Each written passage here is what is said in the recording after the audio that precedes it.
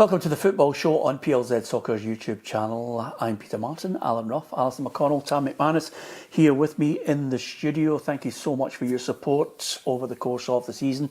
Hit that subscribe button on PLZ Soccer's YouTube channel if you want to come and join the football family. There's so many that have managed to do that, but there's still a lot who watch the programme who haven't yet hit that subscribe button for us. We'd love you to do that over the course of the programme. And thank you so much to so many people who listen to the podcast, download it so they don't need to see our faces. Now, our main official charity partner for the whole season is Maggie's Cancer Care, and you can go to www.maggies.org to see the fabulous work that the Maggie's Centres provide for families affected by cancer. You may well know somebody who's looking for information. It's the perfect place to go on the website. So, lots to talk about before we get to the weekend and the big game on the Sunday. But last night it was European football that dominated our thoughts, and 2 out of the 3 were, is it fair to say, embarrassing, disappointing, expected? I think the Aberdeen one was obviously disappointing. I think the Rangers one was expected.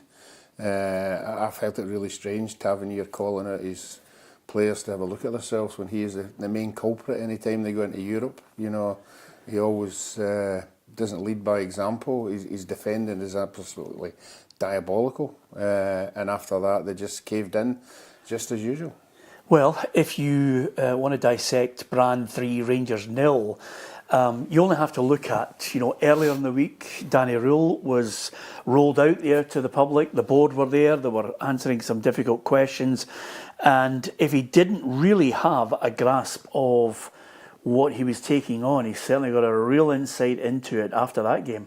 It would have given him a very clear idea of the magnitude of the work that lies ahead of what he's inherited with this squad. He spoke on Tuesday afternoon of that soft centre, of needing to create a backline that doesn't give up quite so many chances, it isn't so porous. That will be the first time that he's had a look at it front and centre, and will appreciate just how difficult a job it is now that lies ahead. It's a Rangers team, to me, that looks as though it is in free fall. You can sense the fragility of it. You can see how easily it is for teams to manipulate them, get in behind them, and you can also, it's almost palpable, the lack of confidence and belief that's in it. Yeah, and of course, 3-0 after 27 minutes of the game. I'm looking at the whole how it all unfolded. I beg your pardon, not 3-0 after 27 minutes, but 3-0 at the end of the 90 minutes, and it could have been a lot more. The defence is the biggest problem. It's been highlighted time and time again, Tam. It doesn't take a rocket scientist to work out where Rangers' problems lie. Yeah, I just don't think the 2 fullbacks are good enough, Peter, and I think they're killing the team. I think you look at the boy McGomer as well, can't defend. Can't defend, Peter. James Tavernier, I agree with Ruffy. If you're going to come out and start having a go at people, start having a go at your teammates, make sure you're doing your own job. He's not doing his own job at the minute, Peter. For the first goal in particular, doesn't track the runner, doesn't tuck in terms of getting in goal side. Boy, one pass right through, boy gets through and scores. And the 3rd goal as well, I think he was at fault. So I just think that if you're a Rangers supporter looking at that game, where's the hope? I thought they were toothless up front as well, Peter. They've paid £8-9 million for a striker who looks hopeless at the minute. This is another one that the fans are looking at and scrutinising. So defensively they're poor, they can't score goals. They appear spineless, heartless. Really disappointing performance. And if you're a Rangers supporter watching that, you're watching through at the back of the couch. They're not actually a team, they're just a team. They're not playing as a team yet. They're just looking after themselves, they're just wandering about, saving their own skin. Yeah. That's what they're looking at. I thought it was interesting, the comments from Tavernier obviously echo the sentiment from Jack Butland last weekend. Is that not them looking after themselves at Ruffy? That's exactly. It almost becomes about self-preservation of coming out, and there's a new manager coming in, and you're distancing yourself a bit from the collective. You're coming out and saying, well, this isn't me, and we need better. What he said is accurate, but as a team, this is a team that have woefully underperformed. This is James Tavernier's comments after the game. It's disgraceful, the performance, simple as that. In all the years I've been here, for the consistency of poor performance we are putting in. I've not experienced this before. Some of us show our aggression after the games, after we get beaten. You expect all the lads to take that in, but we have to look at ourselves much harder. There's not enough fight, and it shouldn't be us saying that for Rangers players. It should be the given that you fight. It's just far too easy at this minute playing against us. I'm raging. I think that's one for the supporters, Peter. I think if I'm his teammate and I read that and I seen that interview, I go, look, have a look at yourself, mate. You know, in terms of your own performance. And I think that's just for the supporters completely, and I think that's him looking after himself. Yeah, but how difficult is it when, after every performance, your PR guy rolls out the captain? It's the captain who's consistently having to come out and explain. He's not always to blame, Tam. You know, he's front and centre as the captain, and he's been much maligned at times for his inability to defend. But going forward, he can be useful. But he's rolled out when the entire team has been woeful over a long period of time. This is not an isolated incident. This is him being rolled out every time. I mean, the catchphrase now is disappointing. Yeah, I think that he takes, obviously, bears a brunt of it from a lot of the Rangers supporters. He's the captain of the club. So I think the onus is probably on him when things are not going well to come out and try and explain it. But, you know, I just think that reeks of self-preservation. Same with Jack Butland the other week. You know, I looked at Nico Raskin last night. You know, all the Rangers supporters were shouting for him to get back in the team. He's not doing anything either. So I just think that's a real mess at the minute. You've got a striker up front who's looks devoid of any confidence. They don't look. You know, Gassama started his career at Rangers really well. He's miles off the boil as well. So you're just looking at that Rangers team and going, right, where are we going to get a goal for? Are we going to keep a clean sheet? No. Who's going to score a goal? Who's going to create a bit of magic? It's really depressing, I think, if you're a Rangers supporter watching this team at the minute. Well, the one thing that maybe is a modicum of hope is that Danny Rule is going to get a chance to work with him over a sustained period of time to try and reverse the trend. He certainly and surely will be given more time than Russell Martin was. This is what Danny Rule had to say to the fans, because obviously he was over at that section where they'd paid good money to go and see Rangers. I apologise for this defeat and this performance. They travel a lot for the team. They are always there. It was very important for me to show I understand them. I said I'm working very hard to improve this group of players to step up and get results. The reason why I'd walked to them was to give them the big respect they deserve. This is my job. My God, he's only in the job a couple of days, Ruffy. So, you know, at the end of the day, that could be the first of many, all the way to the end of the season until he realises, you know, first of all, the major problems, second of all, work on them, somehow try to do what Russell Martin was unable to do, which is basically get them so organised that they're difficult to beat and concede goals. Yeah, I think that's one of the biggest problems. They've got Tavernier as a captain, but they don't have a leader. They don't have anybody on the park. I mean, we all played in games, you'd have a leader. Somebody like Yogi Hughes, somebody like Roy Aitken, somebody like Graham Souness. You know, guys on the park who, they don't really need the manager. No, they can change it. They can see something that's not happening and say, right, you and you. They don't have anybody like that, so they're relying on whoever's the trackside to sort it out. But it is a difficult one. I have to give him credit. He was very brave going over the supporters. You know, that could have turned a bit nasty, but obviously he's a new guy, and they're giving him a bit of leeway, but it remains to be seen whether he continues to do it. Yeah, they'll give him a bit of leeway till there at the weekend, and then all bets are off. It's as simple as that, because quite simply, you know, it's a simple equation here for any manager of Celtic or Rangers: win, win, and then win again. And that is something that Alex McLeish was speaking to our reporter and presenter Cara Henderson, who presents the European show. It's a look back at the performances of Scottish clubs in Europe. Well worth a watch this week, because it's coming out with Cara hosting it, and Alex McLeish, the former Rangers manager, is her special guest. And this is what Alec had to say about what's required.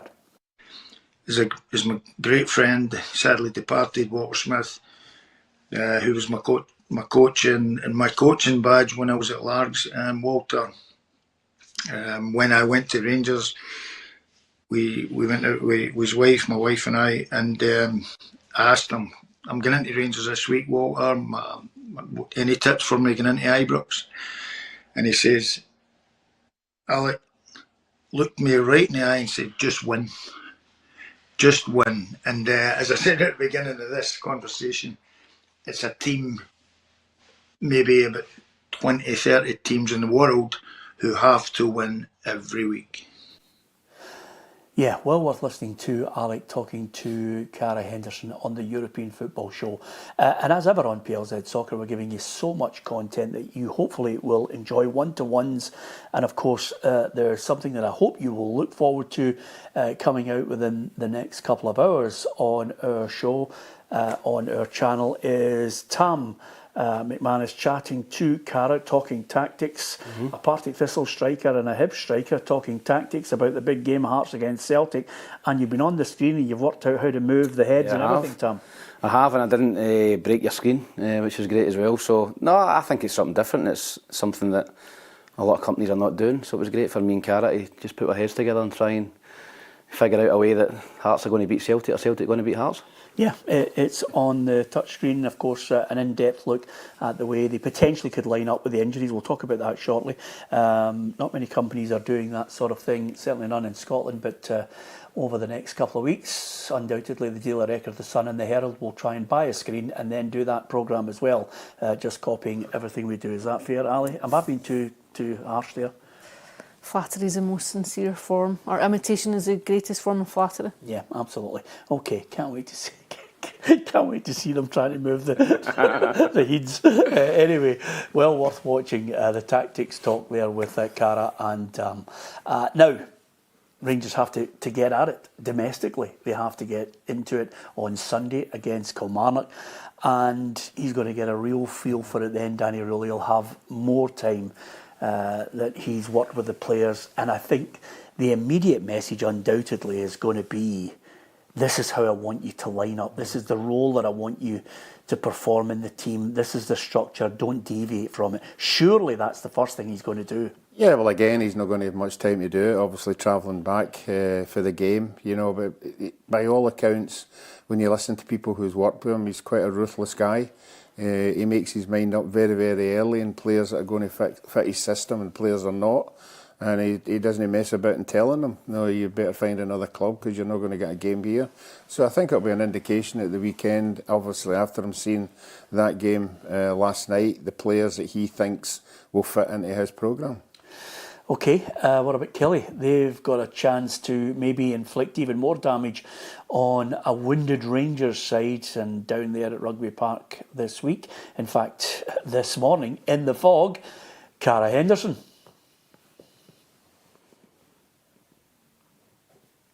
She's still lost in the fog. She's still lost in the fog.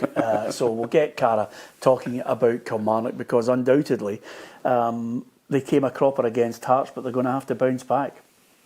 Yeah, absolutely. I think it's a kind of odd one, I think, for Kilmarnock going there when Danny Rales is going into his first home game. Rangers, of course, haven't won a home league game yet at Ibrox. So they'll be keen to make a proper start. It's almost a reset. That was the word used on Tuesday for this season. There's a fairly compelling argument to say that the league is already gone through Rangers' perspective this term, given the distance that they would have to go and make up. But I think what you'd want to see are positive steps. You would want to see a bit of cohesion come into this side, and I think many people would overlook the result against Brann just because of the fact he was barely in the job, unveiled on Tuesday, flying out on Wednesday. It would be very unfair to make an assessment on the manager on the back of last night's performance. They'll want to start seeing domestically indications of how this team are going to set up under him, what kind of style they're going to play, and then what, of course, you can come to expect from this Rangers team. And certainly at Ibrox, they'll be looking to get a good win against Kilmarnock. Are they going to get a win against Kilmarnock? It's difficult right now, Peter, to see Rangers beating anyone, to be honest with you, the way they're playing. You know, there's a lot of poison in the stands at the minute. The players are not playing well, there's a lack of confidence. You know, I would go with a more Scottish spine, you know, guys like Conor Barron. I would bring guys like that in. I just think it's missing something like that, you know, and to come in and just get a result domestically. So, listen, I think Kilmarnock have been stuffy this season. You know, they're doing okay, but Rangers, it's got to turn at some point for Rangers, Peter. And you You know, Danny Rowell's first game, I think the Rangers supporters will obviously be giving him a benefit of the doubt at the minute. You know, he's inherited, you know, someone else's players, but you would think that Rangers have got enough to beat Kilmarnock at home, and I think they probably might maybe just nick it 2-1, but not with any confidence. Ruffy? Yeah, like it's got to turn, you know, that we can't sit here and say they're a team who are creating chances quite a lot. They're not. You know, they're just struggling through games. They're looking for somebody to score a goal early. They need to score a goal early. They need to go ahead. They need to get the support behind them, because it's very evident when they go behind, players on that part can't handle, you know, what's rest for the rest of the game. So for me, they need to score first. I thought the goals Kilmarnock lost last week were poor, so I think Rangers will win this one 2-0. Okay, Ali? I think they'll win it too. I think they've probably got to show something. They'll know that it's you know, for many of these players are just in last chance saloon in the eyes of their own support. There's a new manager coming in, lots of players playing for their own futures and what comes next. I think they know that they've got to get their act together and eke out a performance by any means necessary. I think Kilmarnock will make it really stodgy for them. I think they'll make it as difficult as possible. I'm going to say Rangers 2-1. Okay. And there's nowhere to hide for the Rangers players now, Peter. I think a lot of them hid behind Russell Martin, and he took all the flank, took all the dunce. He's a diddy, you know, and the players get away with murder. There's no hiding place for them now. They've got to turn up.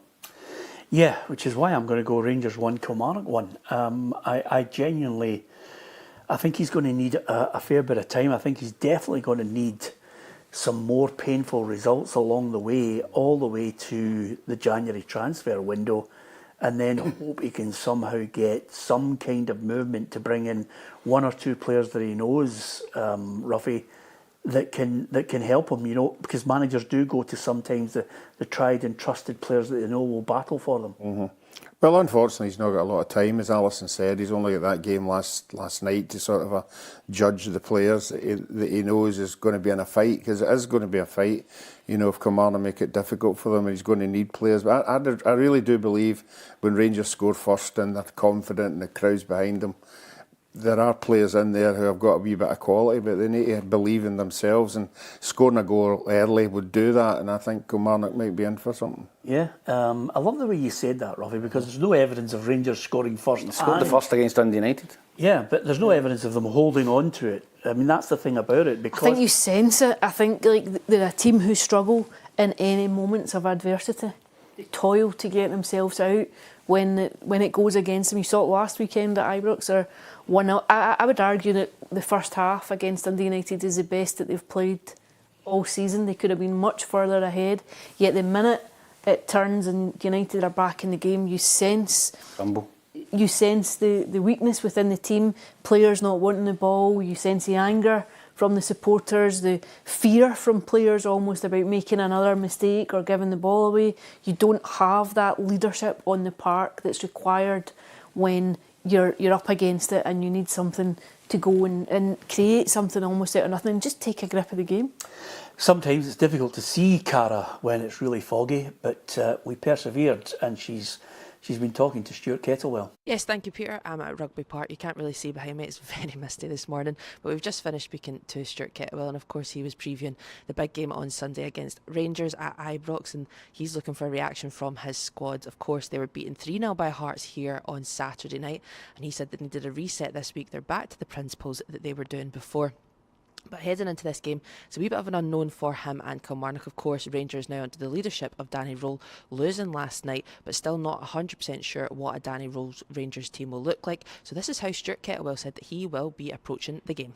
I think what we often work off that kind of 3 previous game cycle, so we would always analyse 3 previous games, and we're not really able to do that. So kind of what we're looking at is player traits, kind of what we're looking at is strengths and weaknesses, and then off the back of the game last night we will analyse that, but we're having to take other things into consideration, you know.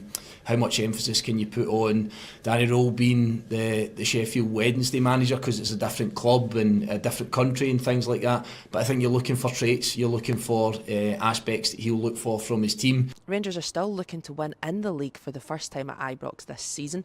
And Stuart Kettlewell, he'll be looking to do what other teams have done already headed to Ibrox, but he was keen to stress that it's really important for his Kilmarnock side not to underestimate Rangers at all. When you start to look at it closely, there are a lot of good players in that Rangers squad. There's been heavy investment to make sure that they bring in what they feel are top players and guys that can really flourish at the football club. So I suppose from my side, I get and I acknowledge that it's not been a start in performances that Rangers support or staff or players would be expecting. But I'm also the guy that really expects the best version of them on Sunday. And I think if you go in imagining something different, you're very, very naive, and sometimes I think that's where you can get a smack in the face.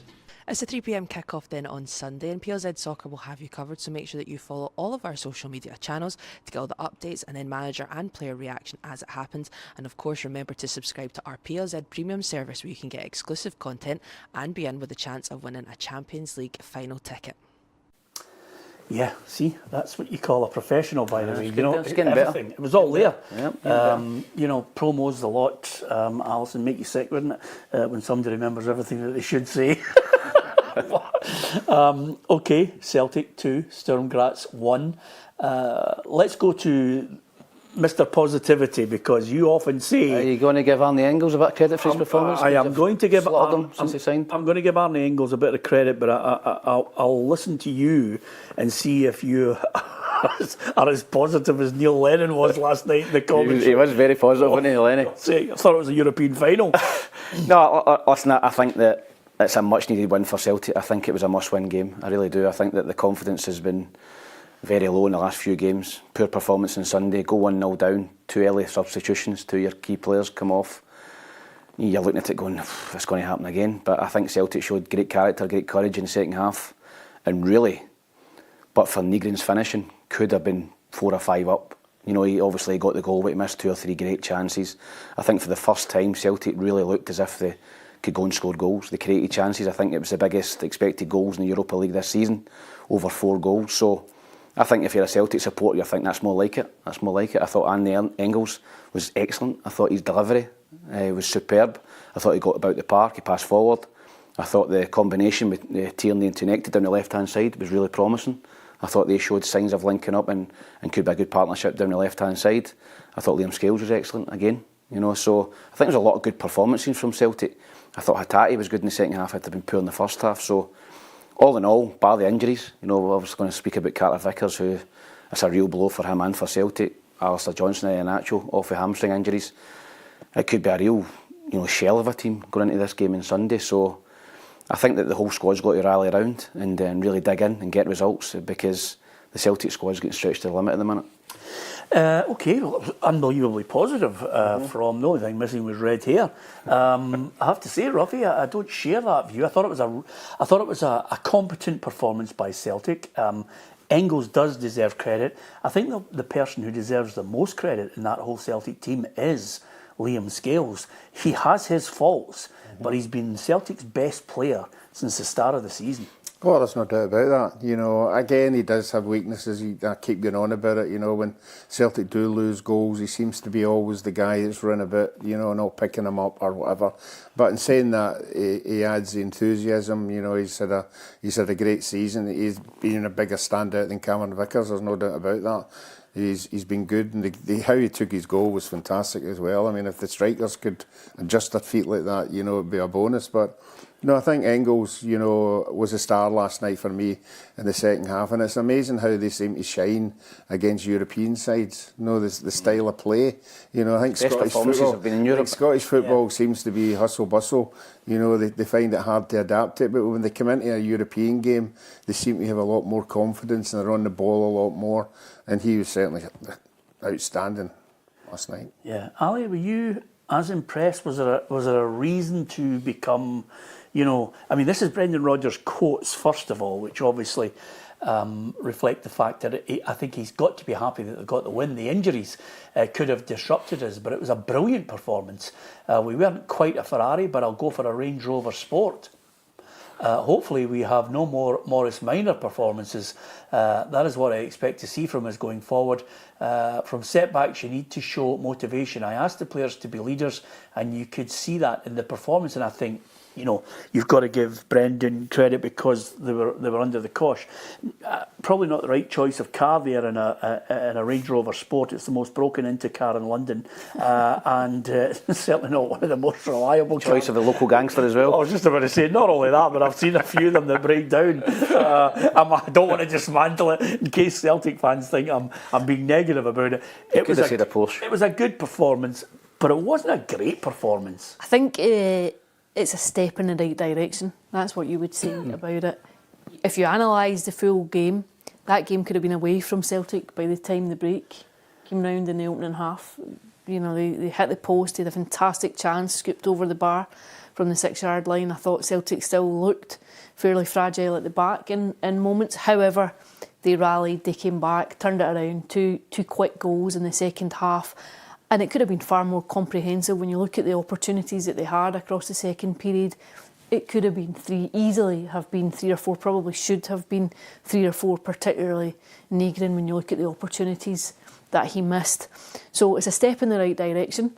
Judgment will come on Sunday. I think you'll get an idea of just where the Celtic team are when they go to Tynecastle against a Hearts team who are flying.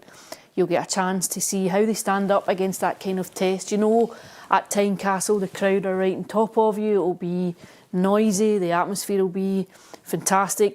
People will be kicking every ball. You'll have a shout for everything. And you'll get an idea of where the Celtic team are and how they go and compete. But to make a judgment on one performance, I think is just too soon. Yeah. Give me a word to describe it. Last night, one word to describe it. Yeah. Satisfying for Celtic for a Saturday. I think they'll be pleased to have steadied the ship a bit, because if you look across at the next couple of games, there was a game last night, the game at Tynecastle, and then you have a semi-final coming up against Rangers at Hampden.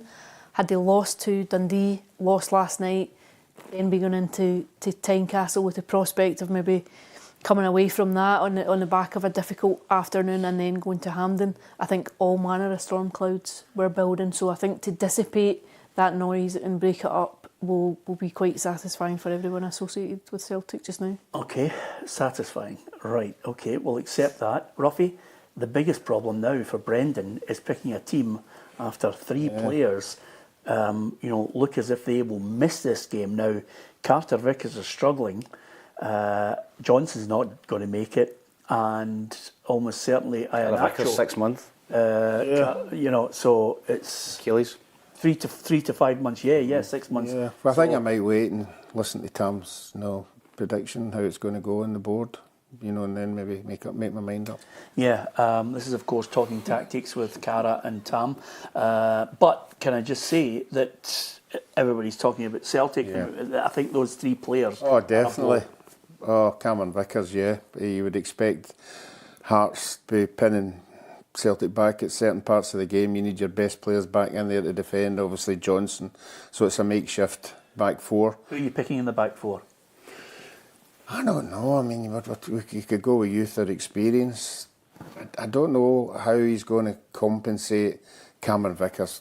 I mean, he's a leader on the park. I don't think they've got anybody else like that to come in. So it could be a young back 4. It could be experienced. I don't know. I really don't know, Peter. Yeah. I can't put my finger out. And the strange thing is, you'd think... Peter, I wonder if there's a possibility that Celtic go to a back 3. Give me the back 3. Scales, Trusty and Donovan. Scales, Trusty and... Dane Murray. Yeah. Play Ralston right wing back, Tierney left wing back. Play a 3 in the middle and play Negrin off Kenny. That's just something that I'm just looking at the personnel that they could possibly do. We all keep saying Tierney's a centre-half with Scotland. I don't see it, but... I can't see him playing a 3. Listen, I might be wrong. I wouldn't fancy a 3.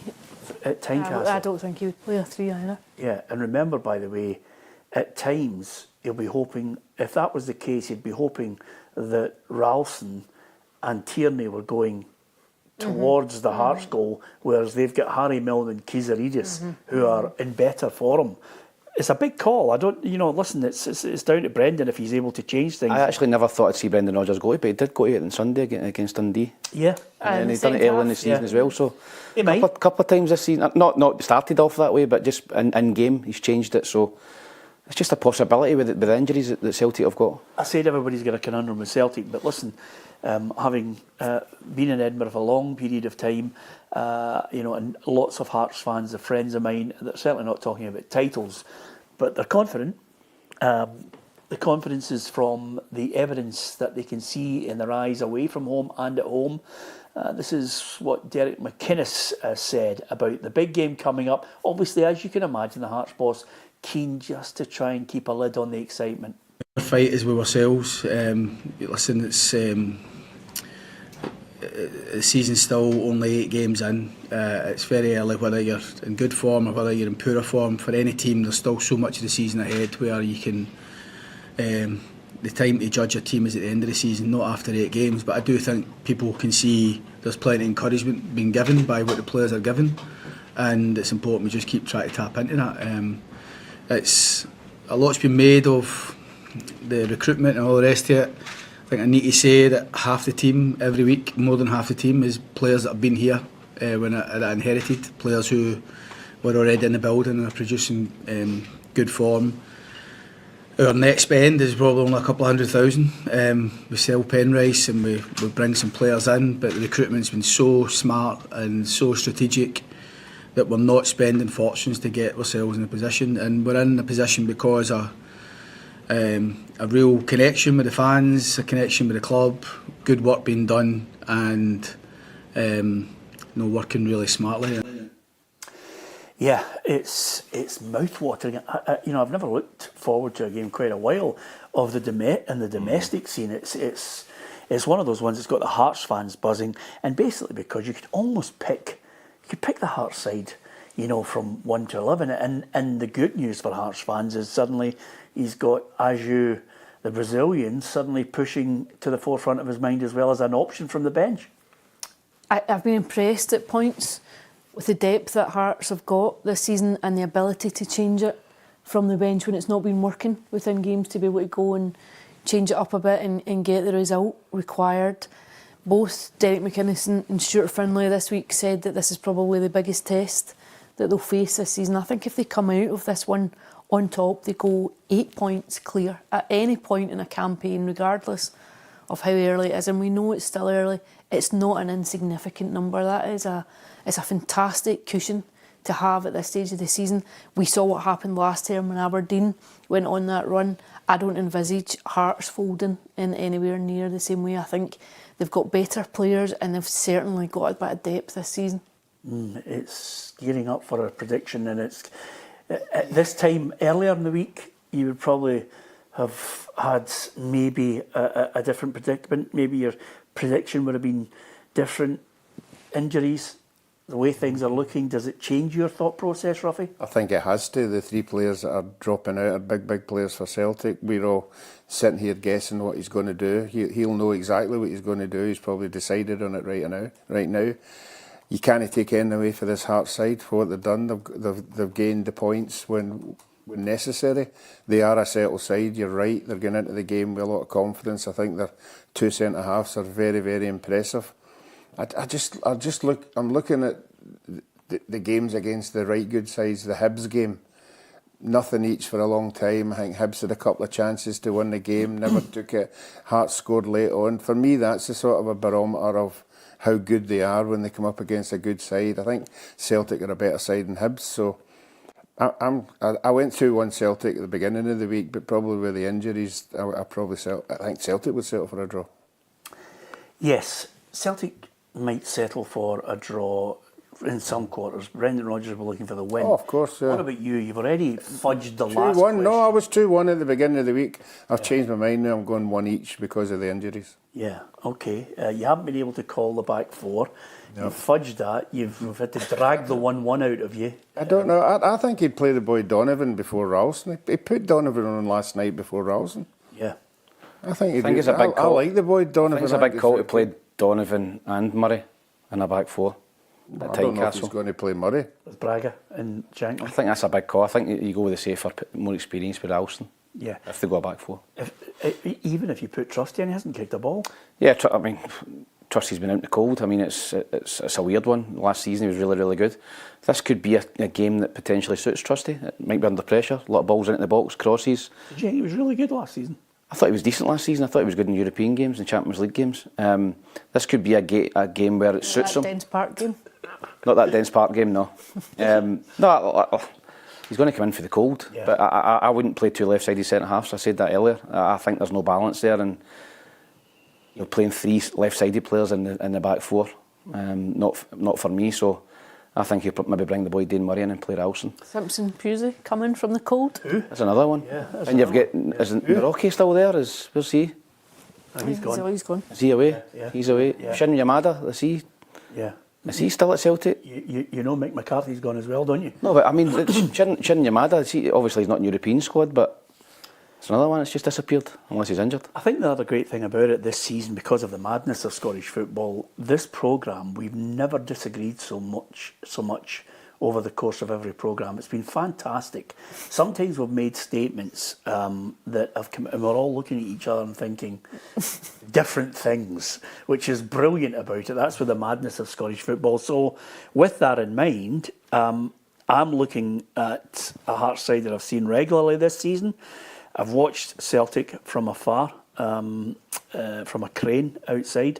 What do you predict? I'm going to go for one each, Peter.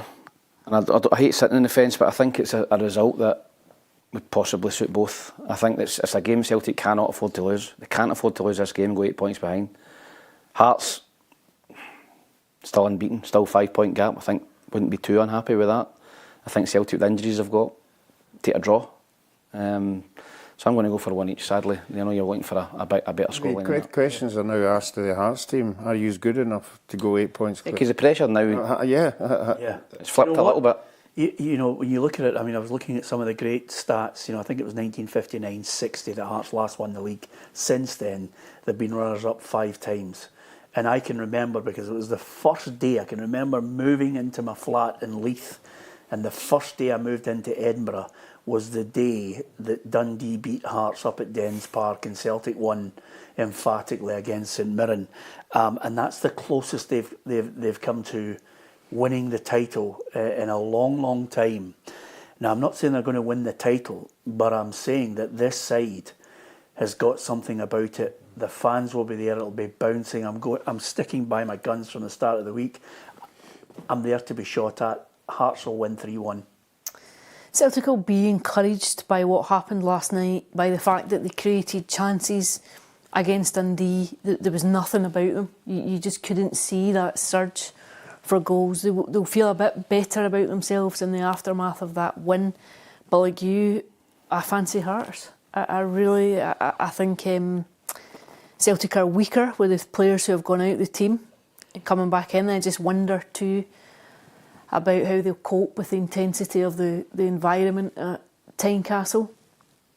And I'm going to say Hearts to win 2-1. Okay, there you are. It's a fantastically different... I think that's probably the first time ever in this panel that nobody's picked Celtic to beat Hearts in a game. You're absolutely right, and it just shows you how far they've come along. And I don't even think Tony Bloom, even in his wildest dreams, would be looking and saying, listen, he's made the statement 10 years and everybody's looked. You know, I've called it, I think they'll finish second. And now, you know, you wait till you see the media, the fans and everything else. If Hearts were to win the game on Sunday, suddenly it just goes into overdrive. You honestly, you will not believe the hype around them, and that's when you start to see whether players can handle it. Mm-hmm. If Hearts were to win, it would be unbelievable. The focus of attention on them would be unbelievable, and then you'd have what Celtic and Rangers get usually every season is teams thinking we're going to take them out. I can't wait until Monday if Hearts win. What we're all saying. And you're saying, I'm not saying they'll win the league. What happens if they win? I think if Hearts win, every one of us will say that Hearts can win the league. On Monday? Yeah, well, let's wait and see. Aberdeen. Mother of God Almighty. Rank rotten. I mean, humiliated, embarrassing. And I never for 1 minute thought that the 2 games that they'd won back-to-back was a signal that they were back. They were exposed at every opportunity, and this is where I get mixed up there, but they were 3-0 down after 27 minutes, and boy, it was 6 going on more. Yeah, I was flicking back and forward from the Celtic game and listening. I thought for the Rangers game, and I just thought, the first half was one of the most embarrassing performances I've ever seen for a Scottish team. I think honestly that first half performance, AEK Athens could have been 6 or 7 nothing up at half time. Like, they battered Aberdeen, and I think Aberdeen getting away with 6 is a result for them, and I think it just increases the pressure back in Jimmy Thelin. I think that's a real poor performance, a terrible result, and they've got Hibs at the weekend, at home. The players will be hurt and the players will be embarrassed. I don't know which way it will go. Hibs going into that with a lot of confidence, but that was spineless last night from Aberdeen, and a couple of my friends were over there, Aberdeen fans. I think they left at half time. Real embarrassing performance. So yeah, I think Jimmy Thelin is now back under pressure by that one result. I mean, I actually thought in the back of the 2 results, beating Dundee 4-0 and going to St Mirren and winning 1-0, I thought Aberdeen will start improving now, but that's just knocked them back to square one. Is that up there with, for me, that's up there with Rangers Bruges situation? Yeah, I think it's Aberdeen's heaviest defeat in Europe of all time. And did I think that Aberdeen were capable of going to AEK Athens and getting a result? Possibly not, but I thought it would have been a close game. To go over there and get spanked 6-0 is not only embarrassing for Aberdeen, it's embarrassing for Scottish football. So, yeah, I just think that result, that performance, puts Jimmy Thelin back under the gun in terms of pressure.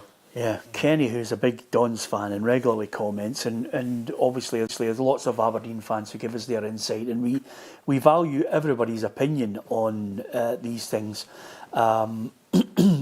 Kenny says, could have been 10 easily, Peter, but we'll probably go and beat Hibs. Ever the optimist. I'm going to read out Brian's as well, who says, Peter, as usual, with his anti-Celtic comments. Brian, I think you only have to listen to fans who actually watch Celtic on a regular basis to realise how angry they are with what's going on at Celtic. Never let your eyes deceive you is our catchphrase here when you watch teams and their performances. Aberdeen, for me, you can't criticise that. This is a crazy position here, but you can't criticise the board. He's backed them. No. And he's now saying that the players have to learn from it and they'll get better by that experience. Generally, when you get beat 6-0, you go the opposite way. You don't really improve, But I'm like Tam, It's up to him to organise this team not to get beat 6-0. He's obviously tactically... They were far too open, Peter, as well. Tactically not got it in some aspects of the game, because some of the results they've had is frightening. What I'm just trying to work out is Tam's 2 pals. When they left, did they just get a bus back to East Kilbride, or did they hang on for a couple of days? No, they're not for East Kilbride, but one of them did send me a video at half-time walking out the stadium, and he was lucky because the Aberdeen fans get kept in an hour after the game as well, which is even worse. Yeah, after getting hammered. I think our reporter Kobe is still there with his mates. It's hard to watch. There's no excuses. It's not that I'm not a fan of Jimmy Thelin. I just look at the evidence and I just do not think long-term he is the answer. It was abject last night. I think it was probably humiliating. If you're watching that as an Aberdeen fan, you were watching it through the cracks of your fingers. You also have to see now, how do they respond and react to that? Because this time a year ago, when they lost to Celtic at Hampden, when they'd been on such a good run, it was the catalyst for just going into freefall. It seemed to spook them in every sense. It just seemed to knock them for 6 in terms of confidence and belief. They can't afford that kind of similar dent to their confidence now. They have to respond immediately. I just wonder now how much pressure Jimmy Thelin is under, and when do you start running out of road? I think he's been very, very lucky that the owner has been told you can't keep sacking managers. He's fell into the trap. Now, if I sack another manager, everybody's going to go. But I think he has given them and time he's been now. well I think he's backed in both windows. Yeah, he has been given more than the other ones that he sacked very quickly. Ruffy, I was told emphatically if they lost the Scottish Cup final to Celtic, he was still going to be backed. And that was on the most horrendous run ever. But the Cup final bottom that credibility again, almost giving them the sense of optimism for the new season. But I just don't see it. But they're up against the Hibs side that are sitting nicely in third place, albeit still off the pace of Hearts and Celtic. But David Gray will be filled with optimism as he takes his side to Pittodrie. No, I think the league is what it is. I think a few managers, I've heard them comment on it as well. I think it's improving all the time. I think when you look at all the teams that are in it, there's a lot of teams have added a lot of athletes into their group. I think it's getting better all the time. So there's no easy games. It's hard to win games of football. Everyone's seeing that. You look at how well Dundee done against Celtic. It's deserving of their win at the weekend. So every game's hard. Every game's hard to win. It's hard to win games of football at any level, but especially this season, it's going to be pretty much every year, really, really tight. And it is about trying to put a wee run together when you can. And you just touched on it there, but what sort of threat do you expect Aberdeen to pose this weekend? Yeah, they've obviously got a very good squad, so I know they've got the game Thursday night. We'll look forward to watching that with one eye wanting them to do well. You want your Scottish clubs to do well in Europe, but one eye on obviously us going up there on Sunday. But they've developed a really strong squad, a lot of quality in the team. Okay, he says it's going to be hard and the league's going to be hard, but I'm going to say something slightly controversial here on that point. Scottish football fans love what they're watching. They love the competitive nature of it, the unpredictability at the moment anyway. But the standard of Scottish football has dropped dramatically. Our performances in Europe are abysmal. Something is seriously wrong with what we are playing. It might be exciting, it might be unpredictable, but it's abysmal when you consider what we are doing in Europe. Yeah, sadly, Peter, and I really mean this because I'm a real champion of Scottish football, you know that, but I totally agree with you. I just think the standard across the board, you look at the results, have been really, really poor. Celtic getting beat from a team from Kazakhstan in the Champions League. Okay, they won last night, they've got 4 points. Rangers are bottom of the Europa League after 3 games, bottom, stone last. It's incredible when you look at Rangers got to the final, not that long ago. Aberdeen are bottom of the conference, lost 9 goals in 2 games. So I think when you're looking at the Scottish teams and the performances, sadly I've got to agree with you. I think it's competitive because there's not much of a muchness between. And I'm looking at the table right now. Hibs are in third. They've won 2 games out of 8. They've got 11 points. Livingston are bottom, 5 points behind. So there's only a couple of wins away from bottom to third place. So in terms of competitiveness, I agree with David Gray, but I can't agree with him that the standards improved. I totally disagree with that. Give me a prediction. I'm going to go for 2-1 to Hibs. Ruffy? 1 each. Are you just going to pick everyone, give him 1 each? No, everyone. 2-0 Hibs. 2-0 Hibs. If it's, I'm going to go. You're having a shocker today, by just give every game 1 each. I've just said 1 each. Yeah. Let's wait till Monday and see who's right. Yeah, absolutely. Somebody was rambling on about Motherwell last week, and look what happened. I think we were going to go out and we were going to have sauce with our steaks, Ali, but you came a cropper. I think, how much did she cost us? 515 quid. Oh, bloody hell. It's chicken feed to you and Ruffy, but it's big money for me and Ali. It was a night out, to be honest with you. It was a chance for some of Ali's... Blame Jens. Blame me. Yeah, absolutely. Oh, well, it's a chance for some of your family to have extra 2020 and Buckfast. But nevertheless, it's... I'm going to go 2-1 Hibs. Yeah. Under pressure on the Monday, if they lose? Aberdeen, yeah, I do. Without question. Yeah. Okay, just before we go into the next batch of games, give us your prediction on it. Kenny's an optimist, is an Aberdeen fan, Aurora, so many others as well. But give us your thoughts on Scotland's teams in European football. Are we being too harsh? The standard, remember the coefficient, is going to be even more difficult for our clubs to get into any of those leagues because we're going to have to play qualifiers. The more we drop down the coefficient, and it's not looking good at the moment. So give us your thoughts on that. Give us your predictions for the first 3 games. Interestingly enough, thank you to so many of you for hitting the subscribe button on PLZ Soccer's YouTube channel. But if you want to maybe hit the subscribe button on PLZ Soccer Premium, here's what you possibly could win.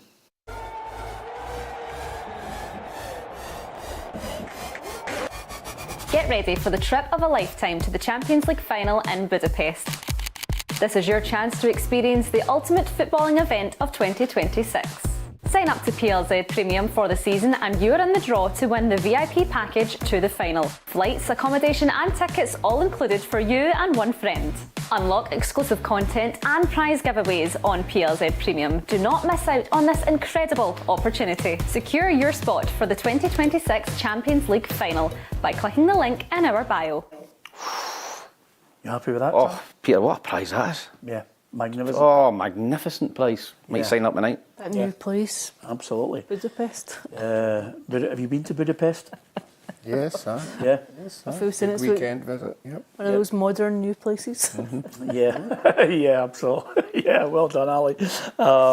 Some prize though, isn't it? It's outstanding. Yeah, absolutely. You and your pal, you just enjoy the whole. Flights, accommodation, tickets. Oh, Yeah, and best prize I've ever seen. absolutely. So A roughly signed print. yeah, yeah. So we've cranked it up a bit instead of a roughy signed print, haven't we? It's well worth it because not only that, on Premium we've got giveaways, competitions, and we'll do some behind the scenes stuff for you as well, Ruffy. Just give them extra content that everybody wants. I think the prize itself is absolutely superb. You obviously haven't told them Tom might have to go with them. Yeah, that would be a real. Listen, to be honest with you, can you imagine all of us going there to the Champions League final? It'd be absolutely fantastic. I'd look forward to it. Cameo Jets, forget the World Cup. Yeah, absolutely. The World Cup's the key for us, Tam. Yeah, absolutely. Okay, In Cancun. as long as it doesn't turn out like Germany, I'll be delighted. Dundee United against St Mirren. Roughly of the games on the Saturday. So suddenly you're looking at a Saints side that have dropped off. Is it? I mean, we're usually waxing lyrical about them. What's happened? But I think every team at some stage of the season goes through, 2 or 3 games where they don't win. I've been impressed with Dundee United this year. I think it'll be a good game. I'm going to go one each. Yeah, absolutely. Thanks for that, Ruffy.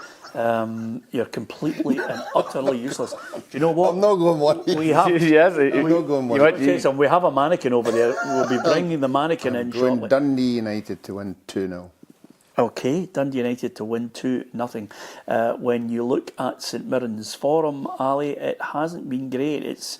And again, I don't think the Saints fans are overly worried at the moment, but they're certainly surprised by what they're watching. I'd agree with that. I think they've set the bar so high across recent seasons with the top 6 placements just punching above their weight that there's an expectancy. Everything changes once you have a taste of that. It just sets a precedent. Have they been unlucky? I think they have been unlucky in moments when you look at games. There's definitely been flashes of that. I fancy Dundee United. Yeah. I fancy Dundee United at Tannadice quite strongly. I don't see enough in St Mirren to go and certainly not get 3 points. I'm going to say 2-1 Dundee United. Yeah, I'm with you on that. I think Dundee United will just edge this. Tam, what's your take on it? Yeah, I'm going to go. I agree. I think Dundee United have just got a little bit more quality in the final third. I was impressed with them against Rangers. They scored 2 great goals. I just think they've got a wee bit extra quality in that final third, which might edge a tight game. I'm going to go 1-0 to Dundee United. Yep, okay. Give us your thoughts on that, United fans and St Mirren fans. Still mid-table, still in a position where suddenly one win, as Tam has mentioned, it's so tight that one win in St Mirren could be again, as Stephen Robinson continually manages to do, just edge them into that top half of the table, and all the worries tend to, as Ali uses her catchphrase, dissipate, and porous are your 2 favourite words this week, Ali. What dissipate means, Ruffy? We've been listening to you regularly. Basically, you were porous as a goalie. Yeah, absolutely. Yeah, Sam. Ruffy thought Porus was going to take his place in the central position for Celtic at the weekend for Tynecastle. But Falkirk this time against Dundee. Now, Ruffy, if you're a Dundee fan, suddenly there's optimism, about what's happened against Celtic. They're seeing those little green shoots that Stephen Presley was trying to tell everybody that he could see. Yeah, Stephen Presley's been telling us that after every defeat, that his players are getting better. They can see where they want to be and where he wants to get them to. And last week epitomised that. That's where they reached it, But again, you've got Falkirk going away to Motherwell, getting hammered in the first half, coming away with a win. So this one is 2 teams that are, at this moment in time, are unpredictable. Yeah, I mean, I honestly, I thought Falkirk were going to be on the end of us. I mean, an absolute spanking against Motherwell. And then, you know, Motherwell's problems came back to haunt them once more. Yeah, absolutely. You know, They can't seem to put a 90-minute performance together, Peter. That's the problem, isn't it? You've obviously seen a lot of them, but They get a lot of chances, but they give up a lot of chances. the first half, or maybe an hour, they're good, and then half an hour, they're poor. And they can't really seem to put a Hearts game. Yeah. 3-0 up. Do you know what the problem is, Tam? It's quite simply... They run out of steam, run out of gas with the high press. Well, he's not happy with that. You got a little bit prickly with me when I suggested that to him, but I did suggest to him that the teams that were playing with him, you've got to give credit to managers. Managers don't just sit back and go, oh, look at Motherwell, they're absolutely fantastic. David Martindale certainly won't. Well, no, that's the point. What happens is managers actually turn around and say, as John McGlynn did, well, wait a minute, we need to change this. We need to actually go and press them, see how they like it, change it, bring on players that can make a difference, you know, and suddenly, you know, when that ball drops at the edge of the box, you need an experienced player who's not going to panic, and there's Scott Arfield, bang, gets the winner. But they changed the way they played, and Motherwell had all those chances. That is evident of every game I've seen them. Great football to watch, 60 minutes, next minute, run out of gas, other team changes tactics, gives them a little bit of their own medicine, and then they lose. Yeah, I think that's obviously you've summed it up well, Peter. I speak to a couple of Motherwell fans, and they can't seem to put a 90-minute performance together. And I think if they do that, they will go and give somebody a spanking.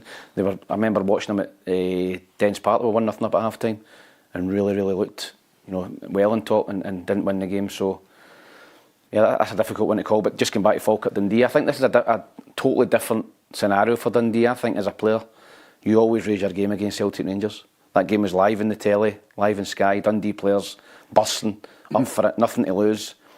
Different game, away to Falkirk, you know, bread and butter. And I think Falkirk will beat Dundee 2-1. 2-1. I'm going to go 2-1 Dundee, Ruffy. What about you? 2-1 Falkirk. 2-1 Falkirk. Wow, decisive. Brian Graham winner. Brian Graham winner. Well, we love Brian Graham because he comes into the studio and all our reporters love him. But boy, is he struggling to get the goals this season. It just hasn't worked out. I wonder if Falkirk is actually... I wonder if the way they play suits him. It's a step up again when you're going from the Championship to the top flight, coming into towards the end of his career. The demands of playing in the top flight are challenging. I still think he's got something to offer. I think you see that within games and within moments. I think he'll maybe be utilised more off the bench rather than as part of the starting 11, but I think he's still a decent striker to have at their disposal. He had a big part of Falkirk's win last week, because Motherwell knew when the ball was coming into the box, it was coming to him, and I think there was about 2 or 3 Motherwell players trying to pick him up and left spaces for Arfield. Yeah, okay. Well, have you seen it that way, Ruffy? I think he needs people to supply him. He needs legs round the belt. He needs to get wide people. He needs people putting quality boxes in the box. He's not going to run away from anybody, but he's certainly going to be a handful in the box. Yeah, well, when you consider what he scored last season, and I'm looking at him this season, he's got 2 goals, and he's very much like Scott Arfield that John Probably not started a lot of games. I was just about to say, John McGlynn's using him as a... Use his experience within games and use it to change it, use his height and his sort of physicality just to change it within games. But I am going to say Falkirk 2-1. Okay. Livingston against Motherwell. You know, as we change constantly, and I saw something last week from Falkirk, they just... I mean, I thought it's Falkirk, Livingston and Dundee. I can't get away from those 3 that I think will be in the bottom 3. But suddenly it's great to see Ryan McGowan back. He's had a real tough time, and he maybe not start this game, but he's back in training. I think that's a welcome bit of news for David Martindale. But as far as Livingston against Motherwell, I fear for Livingston. I think they're really going to toil. I think Livingston and Falkirk will be the 2 that will be battling at the end to stay in this division. Yeah, I think so far David Martindale has changed it up a wee bit from when the last time they were in the top flight, but it's a tough ask. You know what their budget is and what they've got to play with.